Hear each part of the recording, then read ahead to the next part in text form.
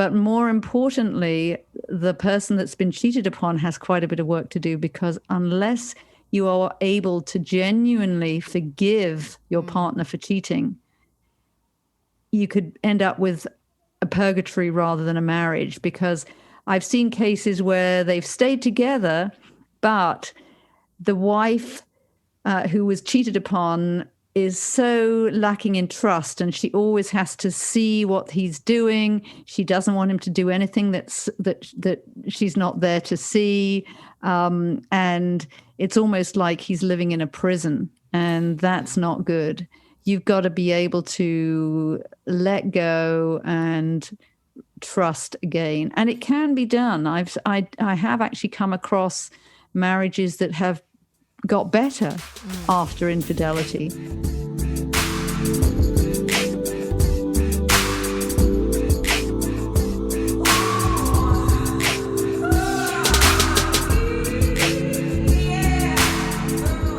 Welcome back. We are on today with my guest CJ Grace on the Too for This Shit podcast. I'm your host, Angie. You can come and find me at angies.com. That's angie-s.com, or on my Linktree link, which is linktree/Too for This Shit. Both links are in the show notes, just like every week. Listen, that's the place you can go if you want to be part of my community, if you want me to show you how to create your own podcast and get involved with what I do. I'd love to see you there. So if you like the show, please give it a 5-star rating and review, and be sure to tell your friends. Subscribe on Apple Podcasts, Amazon Music, or wherever you are listening to right now. The more you do that, the more it helps new listeners discover this show. In today's episode with CJ, who's a former BBC broadcaster and infidelity author of the book The Adulterer's Wife, we discuss infidelity and how to overcome it, whether you choose to stay or not. She herself had a husband who had an affair with a woman half his age. So we went into that, and also how to learn to trust again, and how to be careful not to demonize the unfaithful partner and mistress/mister, plus many other things. Please help me give a very warm welcome to CJ. So without further ado, let's begin. Welcome, CJ. Hello, thank you so much for having me on the show today. No, thank you for joining me. Yeah, I'm really interested in talking about this topic we're about to, we're going to cover today, which is around infidelity and how to overcome it, and whether you choose to stay or leave with your partner, after the affair, So, you've written a book about it, about your experience around it, and you talk about it, everywhere, around the world. And so before we dive in, CJ, please introduce yourself, where you live and what you do. Yes, I'm CJ Grace, infidelity author and former BBC broadcaster. And in fact, it started off with me living what seemed like a charmed life. I had a dream job as a journalist with the BBC. I was meeting celebrities, politicians, fascinating people who were making their mark on the world. And then I had a transfer to work for China Radio International in Beijing. And there I had a fairy tale falling in love with an American that I met. And our 25th wedding anniversary was the best one ever. We spent it in Hawaii, where we'd got a second home. And I really felt like I was in the land of the gods. But little did I know that just 2 years later, both my marriage and my health would be in tatters. My husband was openly carrying on an affair with a woman half his age, and I was diagnosed with breast cancer. So, it was a double whammy that left me reeling, and I felt like the ground had been kicked away from underneath my feet. One of the things that I did to reclaim my sanity was to write, to get back to my BBC roots, and I wrote about what was happening to me as far as the horrible experience of infidelity. And also I spoke to loads and loads of other people, and I put a book together with all of our experiences, and I managed to find a way through. I managed to find a way through it that genuinely made me feel better and happier than I was before. I feel actually happier now than I was in the marriage, which is hard to believe, but it's true. Yeah, but isn't it almost like, the word insane is not the correct word, but how sometimes going through I mean, hearing with what you're saying, going through that kind of, horrible experience, and on top of it, you got cancer, at the time, and it's just, you came out of it. Was it, do you feel like, is it like you feel like you got some answers? Like, what is it that you feel that you come out of it better? Which, which I totally believe you. And this is something that we see a lot, right? People go through hardship and it can either go one way or the other. And you went, thank God, the way up. Like, do you know why? Yes, because I found a way to get through it. I developed a 6-part plan, in fact, that I used. I didn't think that I was going to just do it, that somehow that was what came to me as a way to sort out my problem. I found confidants and mentors that I could really vent with and get good advice from, and they were the rock that, these people were the rocks for me to be able to get through this. I'd let a lot of my friends go, and I only knew people who were friends from our marriage. And I found that I had to also recreate a whole community of friends, both old and new. That was very, very important. Another thing that was critical with having been reared on Monty Python from an early age was laughter therapy. I made sure that I hung out with people who made me laugh rather than brought me down. I watched comedies, not depressing dramas. And even though I'd always followed the news as a former BBC journalist, I gave up watching the news because it's all bad news. I mean, that was just going to be bringing me down. I also paid attention to my body. I wanted to make sure that I wasn't going to become beautiful like a supermodel, but I tried to sleep enough. I tried to eat well. I exercised, and exercise was huge. Exercise to get healthier and banish the blues. I found that if I exercised outdoors, it really lifted my mood. It was absolutely critical to just get outside in nature and move my body. And that was key to feeling better. Then the next thing that I did was I wanted to find my passion and be more of a hedonist, because during the marriage, I hadn't made time to do things I enjoyed. It was more nose to the grindstone most of the time. And really, if you don't do that, you're not really living. You've got to have things that you enjoy. And I found that I reconnected with my creativity that had been squashed throughout the marriage, really. Yeah. Well, it often happens when we're in partnership. I mean, I feel I'm often more prolific when I'm single. I don't know why, but I do find, especially women. Maybe I don't know maybe I don't know how to pick them, but I think it's a female thing. Angie, it's so easy to sublimate your personality in service to your partner, because you love them and you really believe in what they're doing. And obviously what they're doing is more important than what you're doing. Not necessarily, but that's what I believed. So, you end up becoming an appendage of your partner rather than a person in your own right. And I think I did very much become that person, and I am no longer that person, and I never will be again. Do you think that maybe have contributed to his affair? You know how you said about we become an appendage to the partner? Not to blame this on you. I'm just obviously I'm being the devil's advocate here, but how there's a dynamic. Right? There's a dynamic. There's always a dynamic. There are hundreds of reasons why people stray, and in terms of whether there's somebody to blame, the blame game isn't great to really get hooked on anyway. But yes, sometimes there's a reason for it. Marriages sink into celibacy, for instance. And if that's the case, if somebody ain't getting fed at home, he's going to go for a takeout, Exactly. So, and celibate marriages are sadly very, very common, especially in long-term marriages.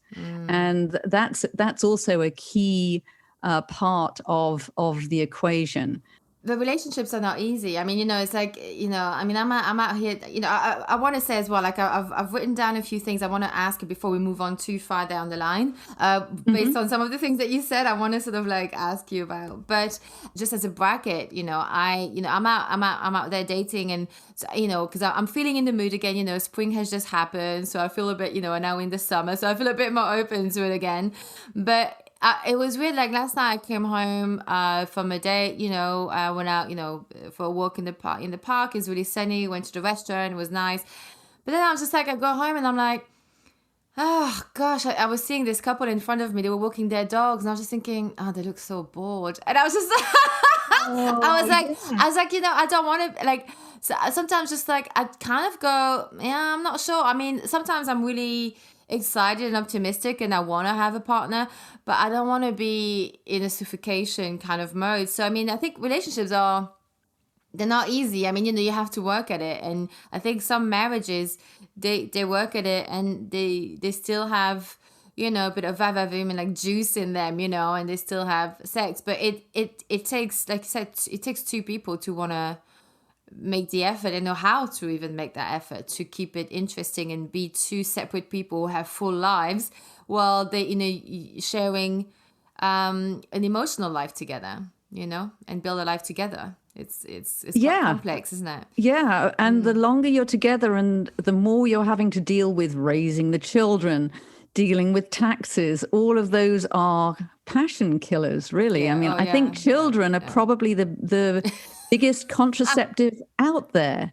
I know. They really are. And one of the things that I know you dealt with in a previous show, which is very serious for a lot of women, is the damage that happens after having children, childbirth. And I actually had that. I had pain from sex after my second child. I didn't realize that there was anything that could be done about it. It was years later that I found a pelvic floor therapist, and she was a fucking miracle worker. Literally. Oh yeah, I mean, if you can go to, I think I know which one you mean. Is the episode that's called "What's Wrong Down There" or something like that? Yeah, She's because I know I've had, and I haven't had children, but I had to go and see someone in my 20s because I knew something wasn't quite right down there.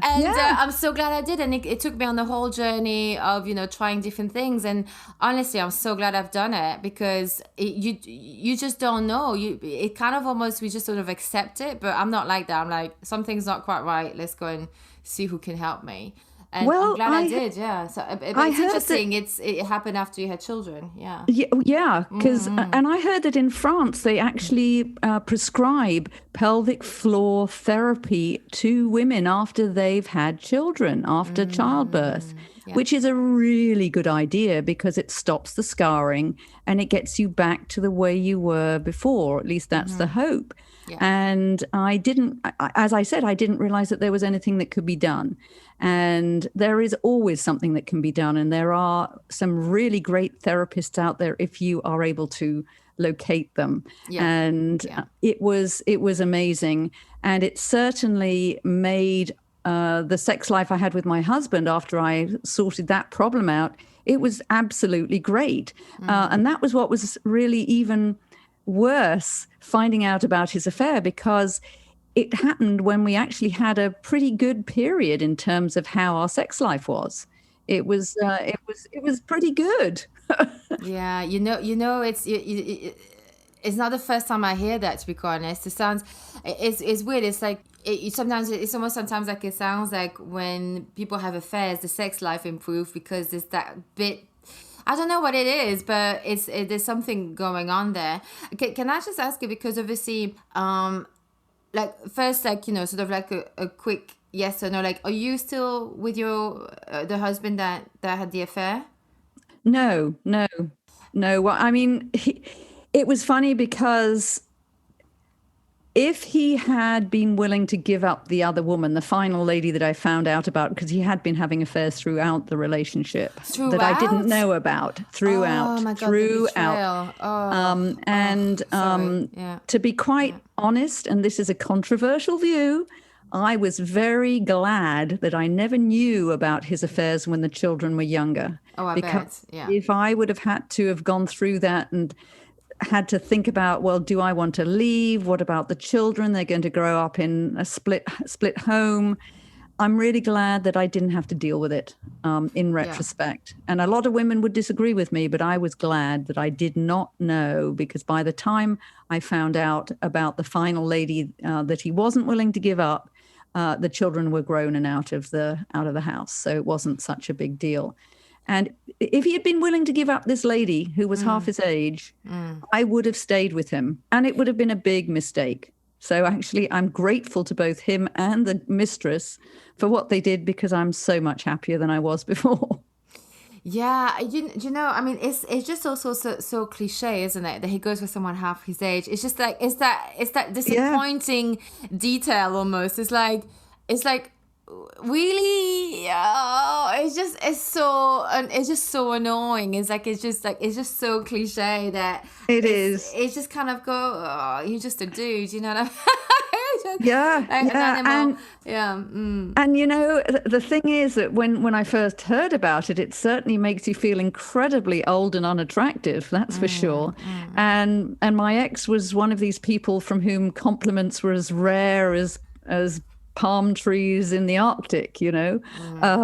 And so I really didn't have a great opinion of my appearance, because that was quite a crushing blow. But then once I ended up with a boyfriend who was very loving and incredibly complimentary, he was always telling me how he loved the way I looked, and I felt so much more attractive. But I had the same body, it hadn't changed. It was just how it had been appreciated by somebody. It made me feel like it was more beautiful. You know? Yeah, but this is also why we really have to get that from ourselves. You know, absolutely. It's funny because when I was younger, I used to notice that if a guy didn't compliment me, you know, someone I was with, whereas now I don't even notice it. Like I don't need it. I just don't need it from them. Like, I don't know. I'm just like, well, he's here. He's clearly enjoying the view. So, you know what I mean? But the bit is it's almost like it almost doesn't matter, because I'm just like, well, I'm enjoying my view. Like I've had, you know, it's been a long road to get to feeling this comfortable about me and my body. And there's nothing wrong. I'm sure if people look at me, they go, oh yeah, big deal. But, you know, it's whatever happens internally, right? It's what we see in the mirror, what it represents to us. And that was the issue I you know, went on. And I had like, you know, I was yo-yoing with my weight as well a lot in my 20s. So that didn't help either. But now I'm like, I don't care if I'm bloated or if I'm a bit bigger that month or a bit smaller that month and my boobs are a bit smaller. I don't give a shit anymore. I'm just like, well, I you know, you sort of learn to love yourself from within. It's just so much stronger, and it's so important, so important, because we can't let anyone else push that button, really. But I'm glad to hear that you were a loving boyfriend. I think it's important to give like those word of affection. I think it's weird as well if someone doesn't do it after a while, you know, you kind of that's a bit weird. But even if you don't need it, you know. But I had a question. Because obviously, one thing is I really like that what you did after finding out about the infidelity is that, well, actually we can say affair, right? Because it's not like it was a one night stand. It sounded like it was a full-blown situation. It was a full-blown affair. Yeah. So, and actually, I want to say that I liked what you were saying, because it's so important to feel complete in yourself. Yes. And not feel that you need a partner to complete you, that you're inadequate unless you have a partner. That really means that you're needy and you're putting an unnecessary burden on the person you are with, and you're not going to attract a really good relationship. So it's so important to learn how to feel complete in yourself and joyful and creative in yourself with or without a partner, so that you don't need somebody to complete you, and then you're going to find somebody who is going to be valuing you because you value you. Yeah, you need someone who's an added value. It really is, like you said, like, you know, adds value. It really is, because we have to be like, it's like we're complementing each other. You know, it's like friendships. I am not my friend, they are not me, but when we're together, it creates an exchange. It creates a buzz or a fizz or whatever it is that we want to call it, right? That interaction that either gives you comfort or makes you laugh or makes you think differently. These are all intangible, right? But they all add so much value. And I think it's that dynamic with someone else, that is the bit that I really love about partnership. You know, it's like that exchange and how much I grow as a person when I am actually with someone, so sometimes I feel like my growth is a bit stunted because I'm very comfortable being single. But sometimes I feel like I know that when I am in a relationship is how usually I sort of grow a lot, in myself. But what I wanted to say though, what I wanted quickly to say, and then to ask you a question, like I really love that you said that after you found out about the affair was that you went out and you spoke to others, which is so important because I think a lot of people sometimes they may feel they don't, it's a hard thing to talk about because I think also maybe a lot of people may not fully understand how it feels. I mean, I don't know how it feels like to be married for 25 years and then find out that, he's got a full-blown relationship on the side. I mean, that is something I can only imagine the pain. I can only imagine it, but it's like, so I don't even know how I would react, other than being, really upset. But it's just like, I just love that you went out and spoke to others and that you're so publicly speaking about it, because I think like with anything like that, we shouldn't we shouldn't keep it in and feeling, some people may feel all kinds of different feelings, like whether it's shame or guilt or whatever it is, or they're just not sure, should I speak to someone? Because what if I stay with him? Then people are gonna, what I mean? There's all these thoughts that go around in our heads. But I love that you spoke to others, because that is probably like a big important part of going through it and getting over it eventually, So I had like this really weird question, but did he have any remorse? Because obviously he went on and did this for so long. No. So he wasn't really thinking about your feelings in my mind. No, he reckoned that, it was, he said, well, I don't want to throw myself under a bus. Life is short. And, wow. And I understand where he was coming from.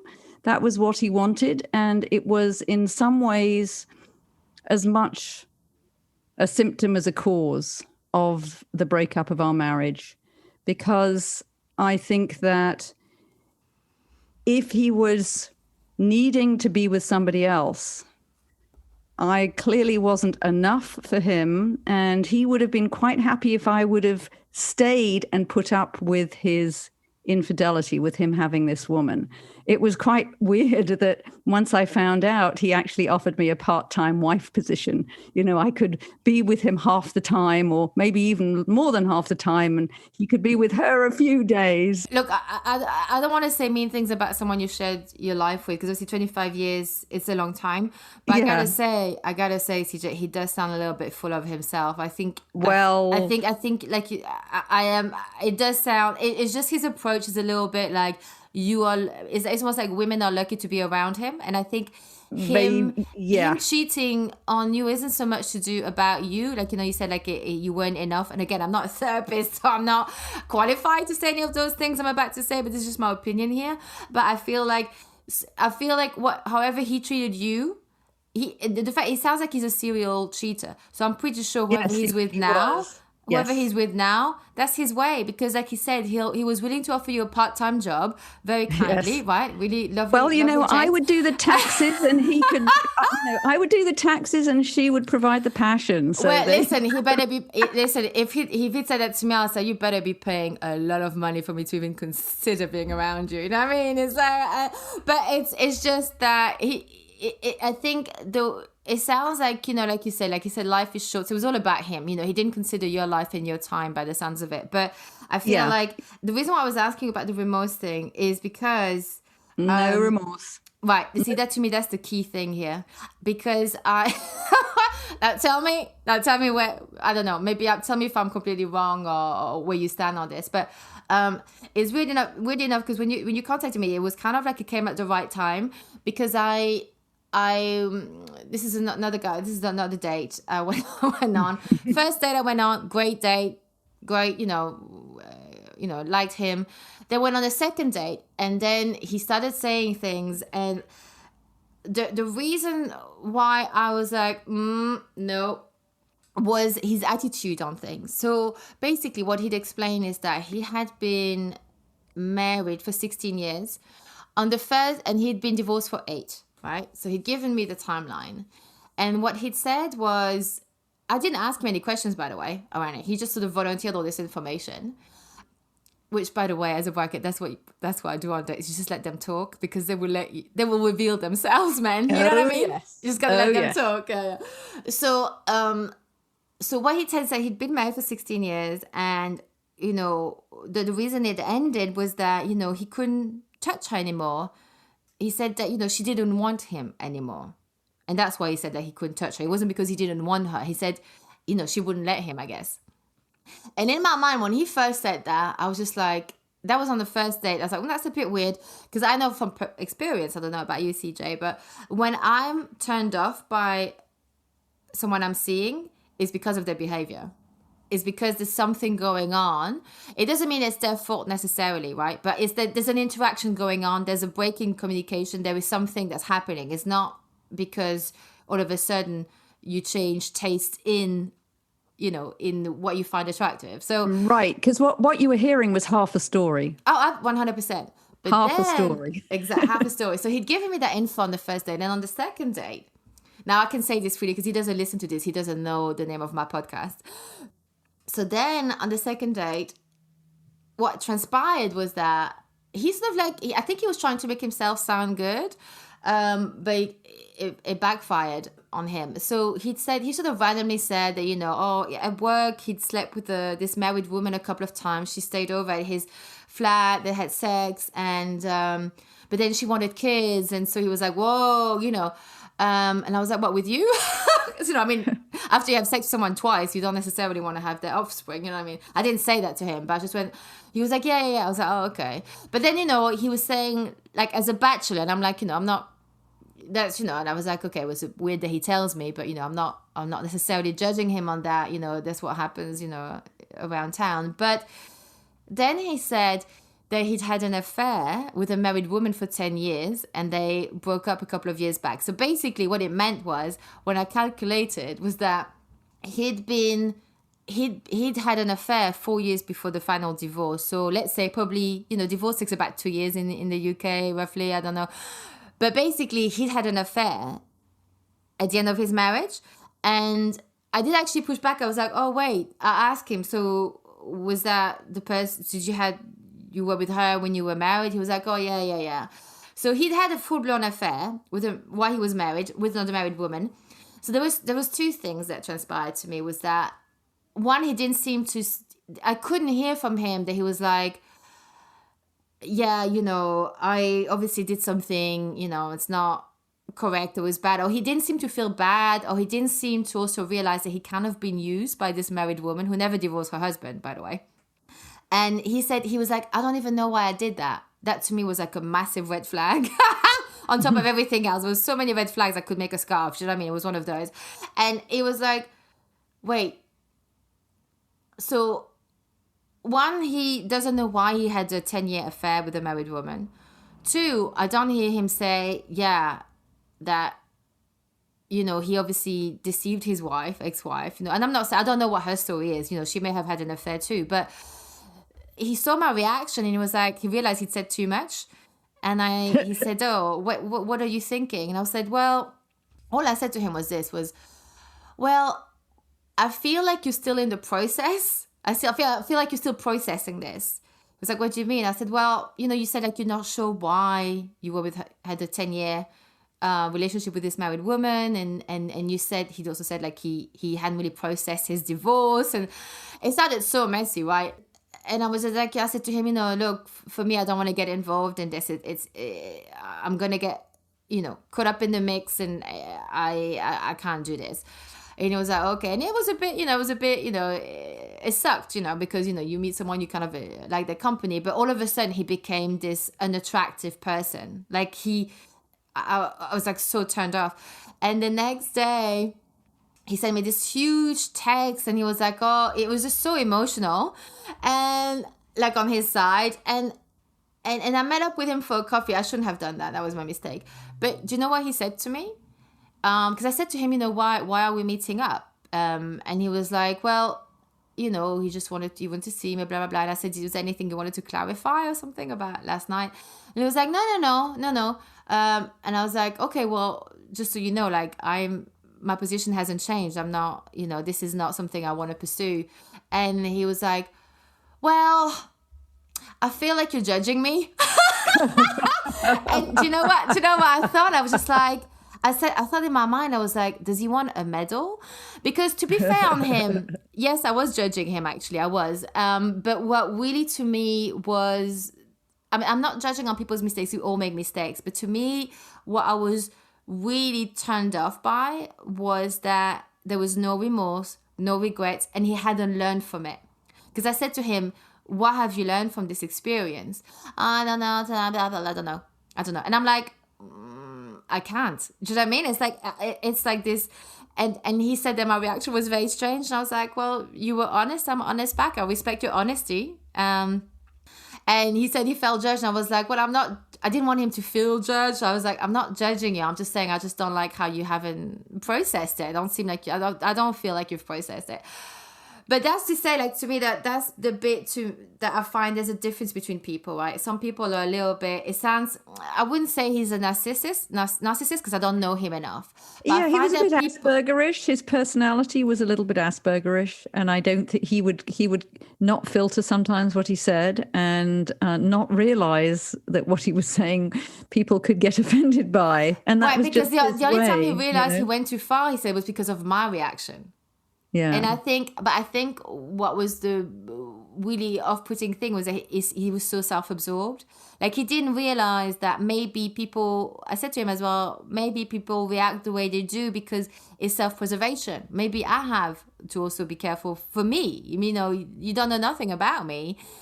So, you know, it's this very self-absorbed approach. And I feel like that's the bit, there's a difference between people, right? People, we all make mistake and let's say if I was to cheat on someone, I know one of the things that would really break my heart is knowing how upset this is making them, knowing that I'm the one who caused their sadness.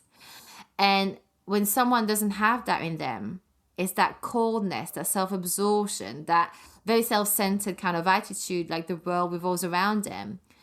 And that is what I cannot be with. I cannot be around people like that. Does that make sense? Yeah. And there's always an element of deception. And when you have when you have a serious deception in a marriage, then it really does put a wall between the two people. Even if they don't realize it's there, it is there. Like, how did you even learn to trust again? Because I know you said you have a lovely boyfriend now. I don't even know where you begin to deal with that whole situation, you know, when you found out about it. But how did you learn to trust again? Well, the thing is that I didn't particularly trust my ex, but I didn't want to tar other guys with the same brush because they weren't the same people. And I think this was just a modus operandi for my ex. That was just how he was. He even came up with a comment saying that if you aren't naturally monogamous, monogamy is in effect a prison. That was his view. Well, that is true, but he shouldn't have promised you fidelity, right? Because that's the point. It's like he could have chosen someone else who was polyamorous. I mean, he was slippery on that one, and it was funny because when he was doing working out of state and out of the country, I think a lot of the people he worked with had this idea that we had an open relationship. On his side, it was an open relationship. On my side, it was not. It definitely was not a consensual open relationship. But that's the problem, right? And also, would he have been okay with you being out there having boyfriends? He claims that would have been the case, but we never discussed that, and I never wanted to while I was with him. I was too damn busy ministering to him, ministering to the business we had together, and ministering to the children. To be honest, I didn't have time. I wouldn't have had time, and I didn't have the inclination. And certainly, you know, before I knew what he was doing, I absolutely did not have the inclination. I was a very, very monogamous, faithful person, for good or ill. So would you say that? I guess to circle back to what you just said, to me it almost sounds also like it's what you agree on, right? Because that's what the deception is. Because some people are, you know, like you said, some people are openly polyamorous and both parties know it, or they're semi-polyamorous, so one person is allowed to go out, but the other person has no desire to. So and I would say it's an agreement. Yeah, it's an agreement.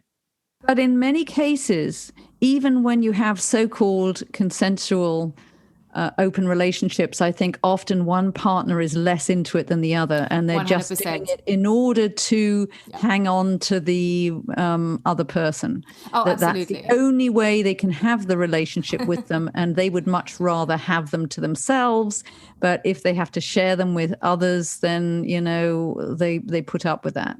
Yeah. And also sometimes people change their mind too. So they may have started off with being okay with it, and then they go, actually, I don't want to anymore. And it's actually having that sort of dynamic that you can go back to your partner and say, I know we agreed to do poly, but right now I don't want this anymore. I want us to just be us two. And that it takes it takes a lot of trust in a relationship to be able to go in and change your mind, because that's okay too, But I would say, I know I was asking you, how do you trust again? But then I realized in your answer, there actually is not so much about trusting men per se. So let's say if you're seeing men, so let's say, or women, whoever, not to trust someone else. But it's very much almost about trusting ourselves, that we're making the right decision, or that we'll be able to discern if we need to. Yeah.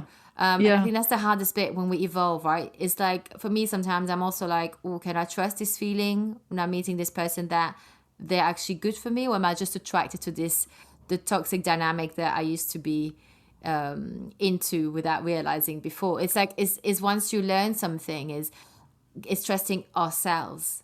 And that's the bit that's the bigger road, and I mean, I feel. It's funny, there is so much hypocrisy too in the whole infidelity thing. I mean, I remember when I was talking about this to a close friend who had been very promiscuous herself and had lots of affairs, was very, very judgmental about my husband, and more judgmental than me, and came out with this wonderful statement. She said, "All men are cunts," she said. The one thing that men don't have. Right, exactly. They have cunts, so why would you use that to describe it? It was just ludicrous, really, because including the guy you're married to that you're actually very happy with? No, surely. So, I mean, that was kind of a silly thing to say. And another relative of mine who was actually actively having an affair at the same time as being really, really heavy on my husband about how awful he was, I should divorce him immediately, and all of this kind of stuff. And, she didn't know what the situation was. And one thing that I really wanted to emphasize was that I felt that demonizing him was wrong. He wasn't a demon. He was just a flawed human being with good points that drew me to him in the first place, and bad points that made me think about leaving, But it's one of those things. People always have to demonize the unfaithful partner. They demonize the mistress. What's she doing? She's pulling away this hapless guy who can't help himself. She's pulling him away and dragging him out of the relationship, and she's evil and you should run her over with a train. I mean, those are views that are sort of really not helpful, and they're not going to help the person who's been cheated upon get through it, get out of the dark hole and move on and make their life better than before. You just have to get out of that vengeful mode, because it doesn't serve you, and it didn't serve me, and I tried to get out of that type of thinking as soon as I could. I mean, obviously you have that right away when you first hear about the infidelity, but I really did not want to be sitting into that horrible, nasty negativity. I guess it's one of those feelings that you don't want to stay stuck in, but it's one of those feelings that I think with anything in life that you need to go through, like the anger, basically, because it sounds like a lot of anger, when we demonize people, or when we thinking of revenge and all this kind of stuff, it's based on a lot of anger, right? So, but it's almost like a stage that is important to go through, because when we're feeling sad, we'd be sleeping all day. We don't actually do anything. We're very inactive and disempowered. Whereas anger actually forces you to go, oh, this is not an angel. This is not the person I thought it was, or the situation, or whatever it is. And it helps us to go to sort of like almost demystify the situation or demystify the person. We have to go through those feelings of anger, but then we have to move on, basically, because otherwise we get stuck and we become we're poisoning ourselves with all this anger. We have to go through it. I think of it in this way, right? It's a bit like, no one goes and demonstrate, go on a protest because they're sad. No one is going, oh yeah, I'm so sad. They're going to stay at home, right? They're going to be so upset. But the minute someone's angry, they go, fuck this, I'm making a placard and I'm going to write something, I'm going out there and I'm going to do it. So like anger is very powerful. It's very empowering at times, right? It's an important feeling. But like you said, if we stay there, we won't be able to have conversation. We won't be able to move this along. We won't come to any resolution. Right. Whether you have it with your cheating spouse or not, but you need to have this conversation with someone or yourselves to just, to move on almost, right? Yeah, I mean, one thing that was really important before I made any major decisions, I wanted to try to make sure I didn't make those decisions based on my emotions. I had to stop and think, is what I'm about to do going to serve my own long-term best interests? I tried to ask myself that question pretty much with everything I was doing, because it's so easy to really screw yourself over because you're acting on anger, revenge, and all of that kind of stuff. I had so many revenge stories, and they sound funny when you hear them. I mean, for example, I heard about a contractor who was so angry about his wife's infidelity that he filled her car with cement. And everybody I tell that story to laughs. It's really funny, Oh, wow. I don't think it's funny. I think it's crazy. Revenge.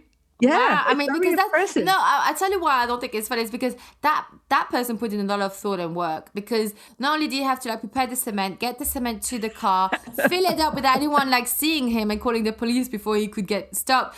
So I mean, that is really, I mean, there's some work gone into it. Do you know what I mean? Right. It's a bit scary. Where does a couple go from there? They don't go to it's definitely not reconciliation, and most likely they're going to have an expensive, acrimonious divorce.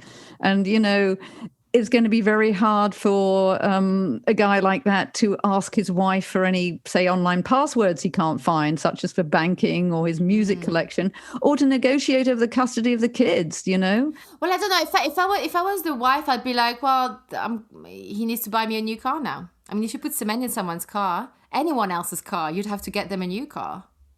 Yeah. And then what's ridiculous is that whatever the value of the car is would have gone down as part of the assets to split. So he sort of destroyed one of the assets that they would have been splitting. So, a lot of people do these revenge things. And there's so many websites I saw, vitriolic websites full of all these amazing revenge strategies. But it's sort of pointless. Why not put that life energy you're spending on revenge into moving forward, and feeling that you're going to be thriving, because that's the best way to thrive after infidelity, is to use as much energy as you can into making your life better and moving forward. And I mean, it doesn't mean you have to be a doormat. It means you're just getting on with it and not focusing on having to punish your spouse, because it's not going to serve you.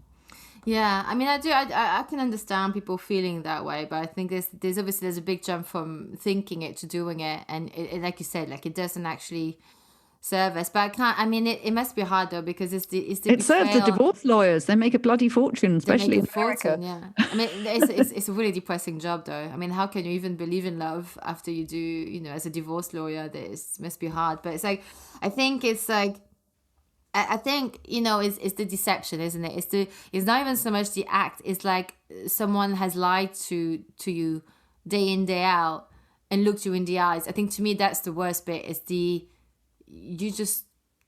think I'm dumb? What is it, you don't respect me enough to be honest? Those are the things that, of course, we don't want to think about the act that they're doing, but it's really, but the fact is they know damn well why they're not telling you, because then whatever they have in their home life is going to collapse. I mean, because then that's they lose why you. Yeah, that's why my ex really would have rather I just didn't hear about it, and he would have just been able to have all the wifely services that I provided, and the passion from his girlfriend.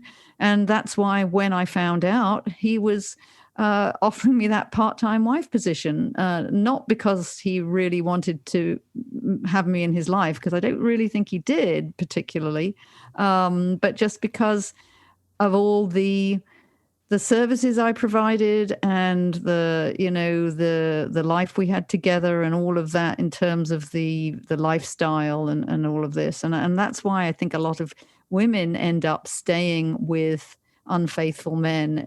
They want to stay with the man, but they also don't want to give up the lifestyle. And it's very, very common in celebrity marriages, I think, too, that one partner just puts up with it because they want to stay. But I mean, it's not a happy is, situation. Definitely not a happy situation. It is difficult. It's definitely difficult. Can I ask you a bit of a naughty question? Yes. How's sex life now? It's great. It's better than it was. It's absolutely great. I mean, apart from the fact that, my boyfriend's in London and I'm in Hawaii. So COVID has sort of clipped our wings somewhat and we haven't been able to be as together as we would like. But, it's so much nicer to be with somebody that is into you in a funny kind of way. And,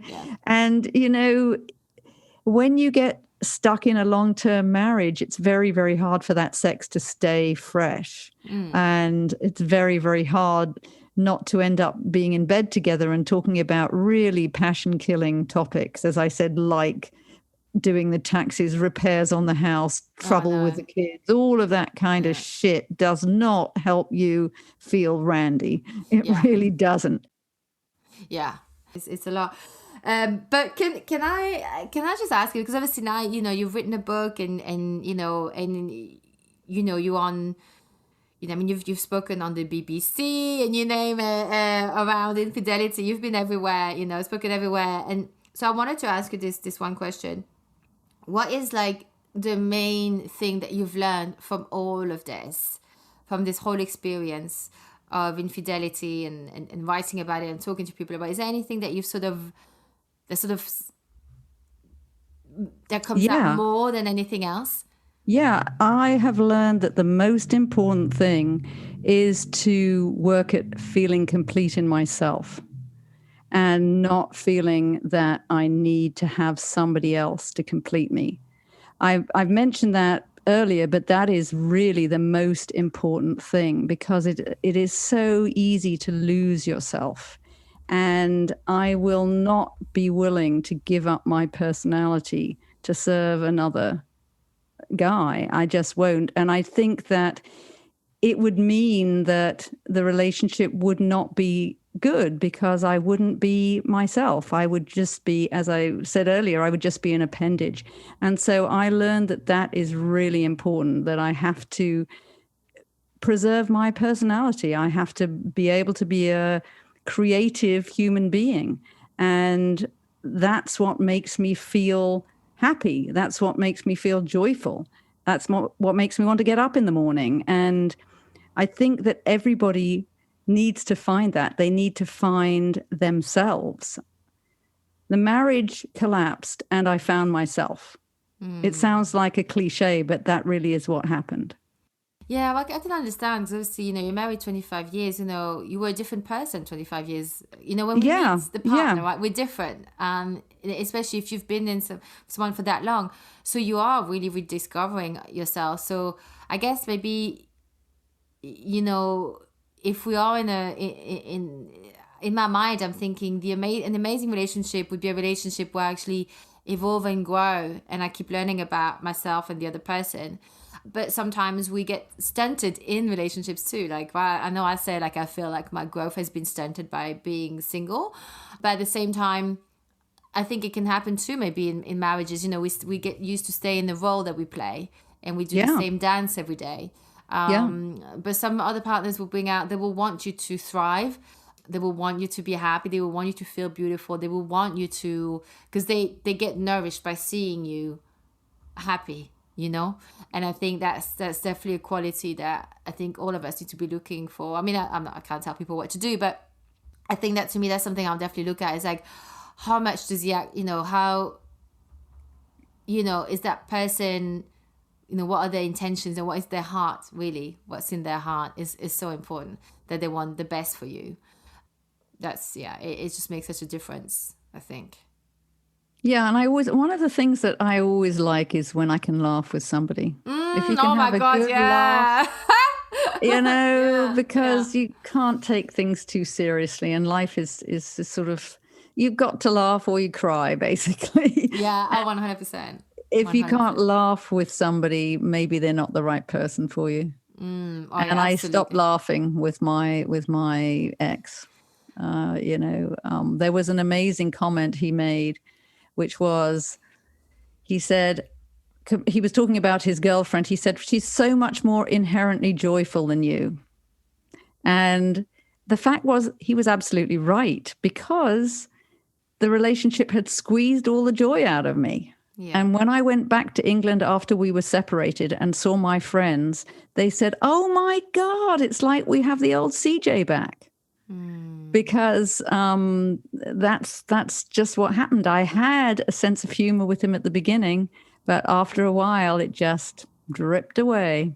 Yeah. And so, that's one of those things that is so important, to keep that sense of humor, to keep the joy in a relationship. And probably the hardest part is to keep a sense of ourselves regardless what's going on in that relationship. But it can be really difficult. I mean, I know it. Sometimes I can feel it can really drain me out if I'm not with the right person. And then I'm letting it happen, It's I can see it almost. I can see it in pictures too. When I look back, I'm like, oh my God, like I almost like look different. I can see the drainage. Right. I The mean, energetical, drain. yeah, I mean, I have the same story, when I look at some of the pictures of me, maybe 20 years ago, and I'm sort of more bloated and not looking very happy and plumper and all of this. And I think, wow, I mean, I'm in my 60th, in my sixth decade now. And I feel like I look better than I did 20 years ago, because of the fact that I'm, living a healthier lifestyle and just generally happier. Yeah. And you can see it as well on people. I can see sometimes, no, I mean, obviously everyone goes through ups and downs. Like it's not going to be like a merry-go-round all the time. But you can see when people have been together for a while, for a long time, years, and they still have that life force in them. They're still showing. They still have a sparkle. And they're going to have moments where they don't want to talk to each other. There are times where they're going to be very unhappy. And it's being able to go through those phases. But if you go through those phases, I believe, I'm still need to experience that, but I believe that you come out and you're actually even happier because you've gone through the stuff together. And you've worked on yourselves, and now you are in a different place, and you've even better than before, right? So it's being with that part, accepting there's going to be the dips, ebbs and the flows, but eventually, couples who are great, they're actually a joy to be around, but they're quite rare. I don't have many. There's not many. I know a few. I mean, I know a couple that they met when the wife was 12. And the husband was 25 years older, and she knew that he was the man she wanted to marry. Wow. And they are still together 50 years later, 50 years later, and very much in love. Oh my God. But that's like, that almost sounds like it's like was meant to be, because if at 12 she knew, I mean, she may not have really understood what it was that she knew, or did she know? I don't know. She was 12, he's 25. No, he was 25. He would have been 27. Older. She was 12, he was 27. 27. And so she waited until I think she was 18 or 19 before dating him. So there's 15. That's funny, because when I wrote down, because 15 years, that's not a big of a gap. I mean, it's not a big gap when you're mature, but when between 12 and 27, it's a big gap. It's huge. Yeah, I mean, at my age, someone's 15 years old, I'm not even gonna blink. I'll go on a date. I'm fine. But yeah, at 12. But I guess like they obviously, it's almost like a soul connection. I would say like that's like but 5 decades later, they're still really happily married and still in love. And do you know why? I don't know what their secret is, but they're very loving with each other. They're always, arm in arm, holding hands. It's beautiful to see them together. Oh, that's nice. I like that. That's a good way to round this up. It's weird because I feel like we're at a nice spot here. So I almost don't want to ask these other two questions. I kind of feel like I want to round up. Let me know. I'm going to tell you what it is that I had in mind to ask you, that I'd written down was like, one was like, what would it take for you to stay after infidelity? Because I know with some people, they do stay. Not necessarily sort of like in your situation. But in other couples, people stay and they work it out, right? But would you say, is it that thing? Is it the remorse thing? Is the fact that that person is not as actually feels what it is that they've done to the other person? They have more compassion. He's not so much of a robot as your ex sounds to me. Sorry. Well, if the person that's been cheating is willing to give up the girlfriend or boyfriend, then you've got a chance at making the marriage work if both partners really want to do that. And the person that's cheated has to really want to work at loving his wife or loving her husband again, and not wandering off with any other boyfriends or girlfriends. But more importantly, the person that's been cheated upon has quite a bit of work to do, because unless you are able to genuinely forgive your partner for cheating, you could end up with a purgatory rather than a marriage. Because I've seen cases where they've stayed together, but the wife who was cheated upon is so lacking in trust, and she always has to see what he's doing. She doesn't want him to do anything that she's not there to see, and it's almost like he's living in a prison, and that's not good. You've got to be able to let go and trust again, and it can be done. I have actually come across marriages that have got better after infidelity. And it's been because both partners have realized how valuable they are to each other, how much they really want to be together, and they've put in the work to make it better than before.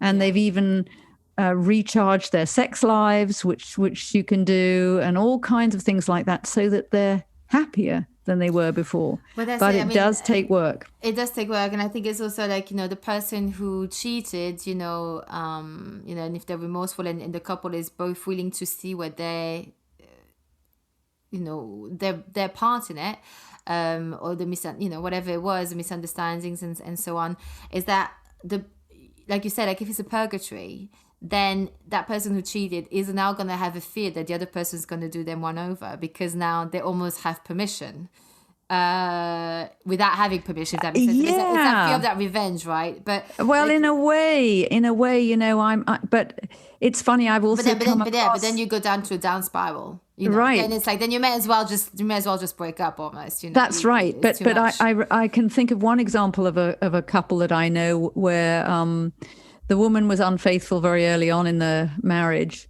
and had a public affair, and then the guy was unfaithful secretly later. Wow. But the woman was really very angry when she found out and felt very betrayed. But some people might say that she had changed the terms of the marriage by being unfaithful earlier.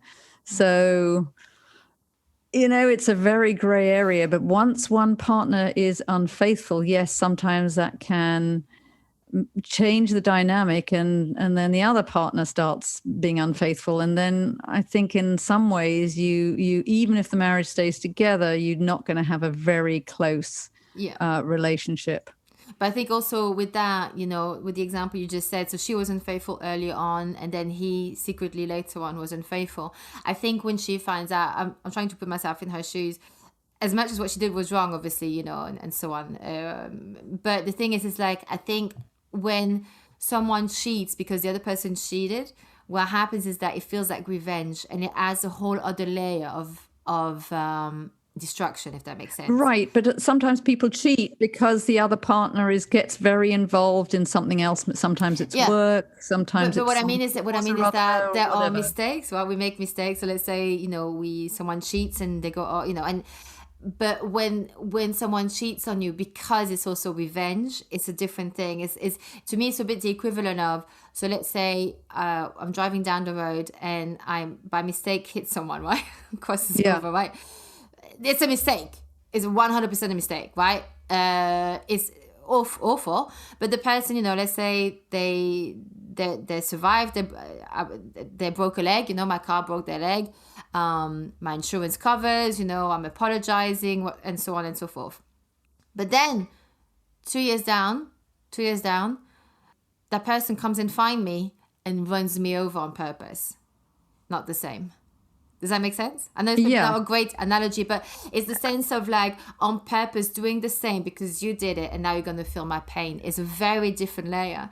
But what I wanted but I don't know whether that's necessarily always the reason. Sometimes the infidelity after the other partner's been unfaithful is because there is a sort of disentanglement that happens from the first infidelity. And also, if, say, the person that was unfaithful first has sort of drawn away or got involved in activities that aren't conducive to being close to the other partner, then the other partner could end up having affairs. There are just so many different hues in this that there's not really a one-size-fits-all answer. No, it is. There's a lot of hues, and you're probably familiar with her, Esther Perel.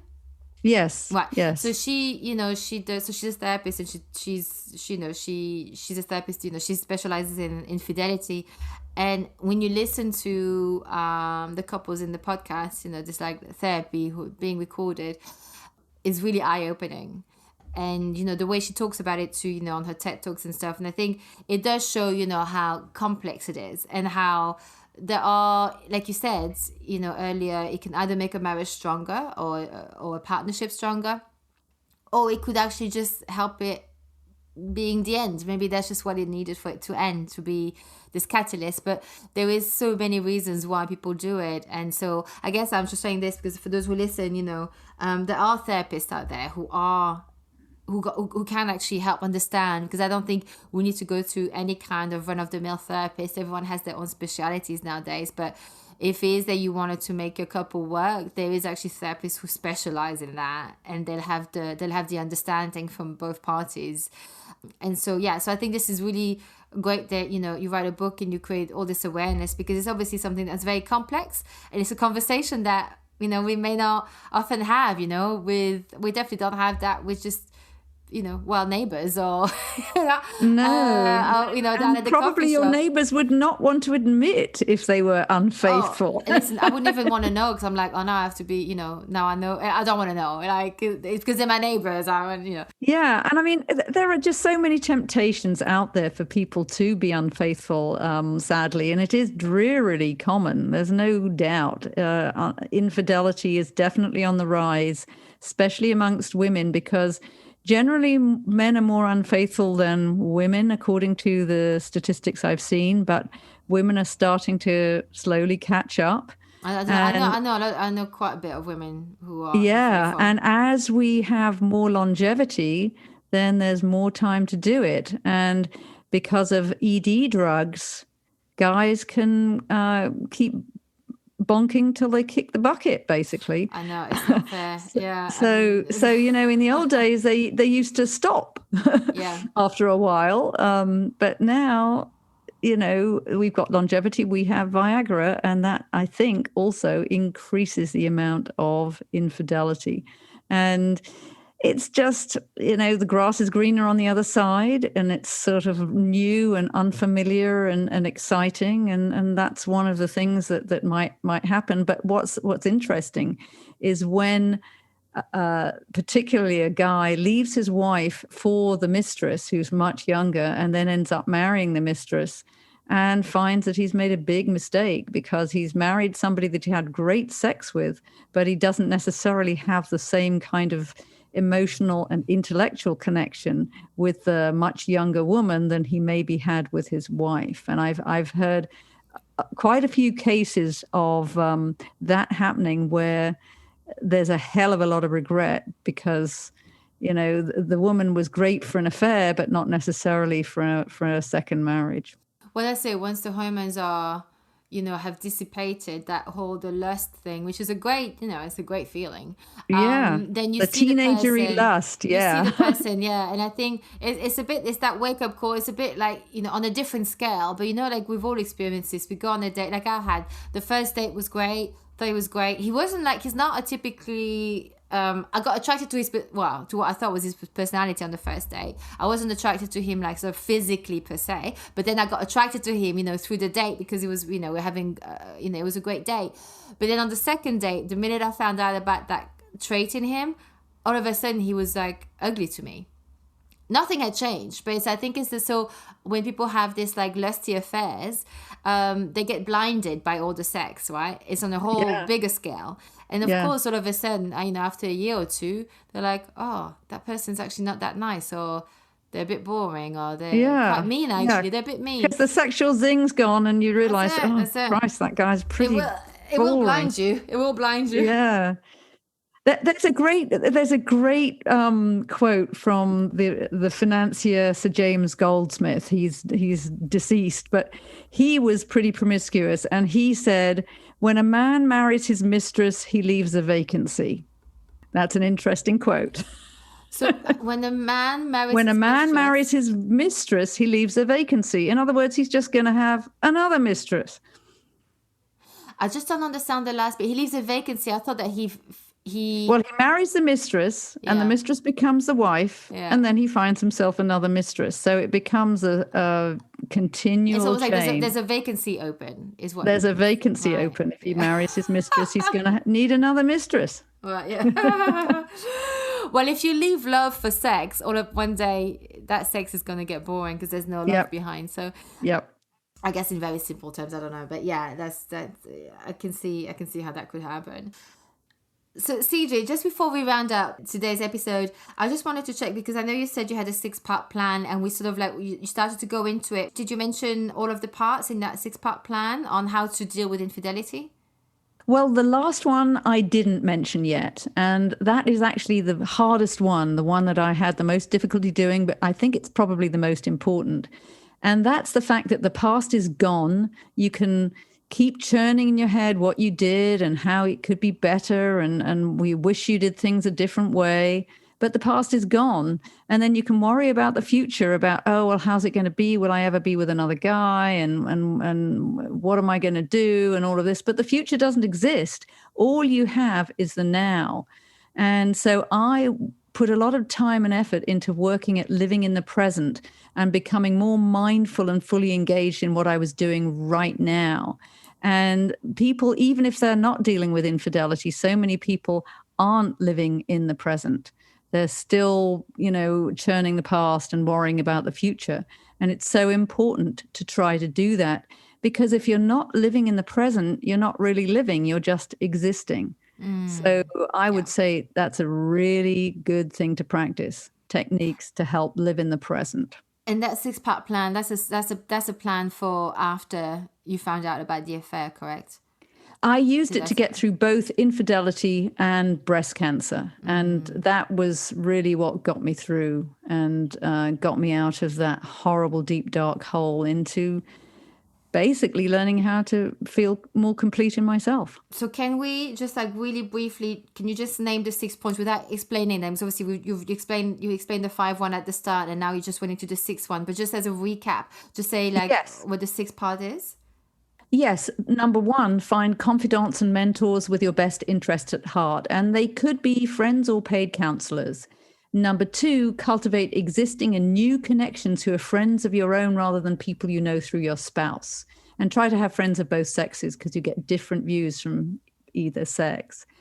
Number 3, laughter therapy. Hang out with people who make you laugh rather than bring you down.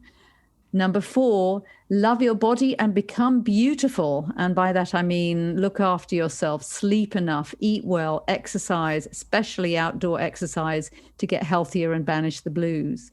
Number 5, find your passion and be a hedonist, making time to do things you enjoy rather than constantly keeping your nose to the grindstone. And then number 6 was, past is gone, future doesn't exist. only the now exists. Work at living in the present. So that's the 6-part program. Thank you so much. I really love that. And, and especially, like letting the past die in the past is such an important thing to do. It's not easy, but I try and remind this to myself, like just in life in general, because otherwise we get into our heads and worry and over minute things, not just about the big things. Like, obviously these are for like infidelity and when you had cancer, but even like in the small things, we can practice that in the small little things. If you had like an interaction, someone annoyed you, but just to let it be, just let it die in the past. This is sort of little mantra I sometimes try and have in my mind, and it's so important. I really, really love this. Thank you so much, CJ. If you don't mind, I'm going to ask you the final questions I ask all of my guests. So the first one is, and I know you may have actually kind of already answered this through at the beginning of the episode, but I'm just going to ask you, just in case, what do you wish you'd realized or understood at 18? Well, the trouble is, if you would have tried to tell me what to do at 18... No, not tell you, because that used to be my previous question. No, that used to be a previous question. I changed it. So I used to ask that months ago, but this is actually what you wished you'd actually realized, so that you actually embodied something that you actually really had learned and understood at 18. The trouble is, I needed to have the life experience and the confidence to really be able to learn how to be complete in myself. I think that at 18, I was so wrapped up in insecurity and feeling like I looked so much younger than my age and not really knowing what to say to people, that was the biggest problem. And I think that there is no substitute for life experience. Life experience is what is the difference between me at 18 and me now. So if I would have realized how the world works, if I would have realized how to really engage with people, if I would have understood what makes people tick, then I would have been a lot happier and I would have had better relationships at that age. But I think that I would not have been able to gain that knowledge without the life experience that living up to, 40, 50, 60 gives you. And the second one is, what stuff do you not put up with anymore? Well, it's funny because one of the things that I absolutely could not stand about my ex was that he was a TV addict and he would have the television on all the time. It drove me completely nuts. Even during sex, sometimes he would have the television on. And so that's one thing that I would not put up with ever again. No way. The television is rarely on around me. I don't have any television that I listen to on a regular basis at all. So, yeah, that's one thing that I would not put up with. And also, I would not be ministering to a man all the time. Ministering to a man will never, ever be my exclusive raison d'etre again, squashing my creativity. That's a no-no. I won't be doing that again. That doesn't mean I won't have wonderful, loving relationships or a wonderful relationship with my boyfriend, but I am not going to be sublimating myself for their cause ever again. That's over and done with. Good. I love that. So, CJ, thank you so much for your time today. Can you please tell us where we can find you? Where can people buy your book? Give us all the good stuff. Yeah, I have a book, Adulterer's Wife, How to Thrive Whether You Stay or Not. And that is available on Kindle through Amazon. And it's also available as an ebook through Barnes & Noble. And if you want the print copy, you can go to my website, adultererswife.com. And I also have a free mini ebook called Overcoming Infidelity, Tools to Tame the Roller Coaster of Negative Emotions. And that also has a wonderful exercise to learn how to live in the present that involves chocolate, because I'm a recovering chocoholic. And it was actually, I didn't invent it. It was done in schools in Britain. So if school kids in Britain can do it, I'm sure you guys can do it too.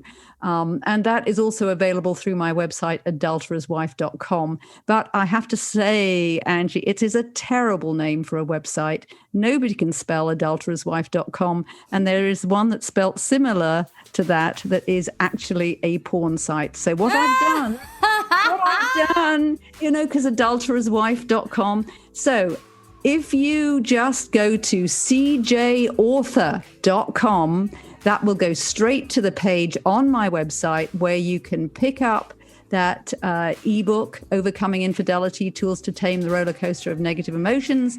And you can get my book if you would like. So just go there. And if you are on Clubhouse, I also have an Overcoming Infidelity Club and regular events on that. So do follow me there and come to my events.